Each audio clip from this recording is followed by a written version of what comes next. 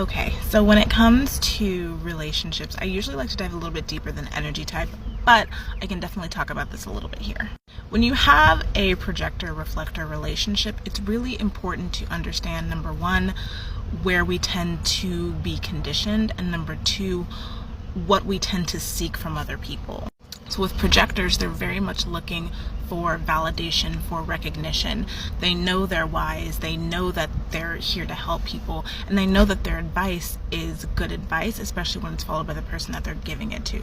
So when you have a projector in your life and they give you advice, it's really important to them that you recognize them for the advice that they've given you, and also that you take it and implement it, because most of the time they know what they're talking about. At the same time, reflectors really need this space to be whoever it is that they want to be in that moment. And you have to understand that they see situations, they see things very clearly. So when they tell you something is happening, give that a lot of weight, because they are unbiased. They are mirrors. They literally see exactly what is going on without putting all of their own opinions and stuff onto it, because they have that unbiased view on everything around them. So when they say something is happening, really take into consideration, is that actually what's happening?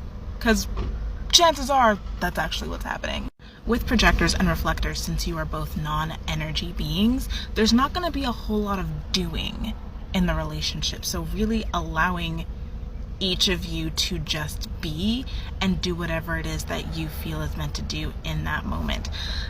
This does not have to be a consistent doing kind of relationship, because y'all don't have the energy for that. But at the same time, understanding that if you are coming from a place from unalignment and you are trying to get this other person to come into the same unalignment that you are in, you are now forcing them out of alignment. So taking a look at yourself and knowing, okay, if this person is, let's say you're the reflector and they're the projector, if this person does not have the energy for what I'm trying to do, is there can we flip it? Is there a different way to go about this specific thing?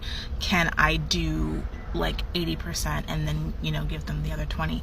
Understanding where each person's energy level is and then working off of that. Also understanding people's triggers. For projectors, they get very triggered if they're called lazy, unmotivated, bossy, a know-it-all, things like that. And for reflectors, if people say that they are too sensitive, or if people say that, they're too flowy, or they're too go with the flow and they never take initiative and things like that, saying those things to that person is going to hurt them. So kind of stay away from that.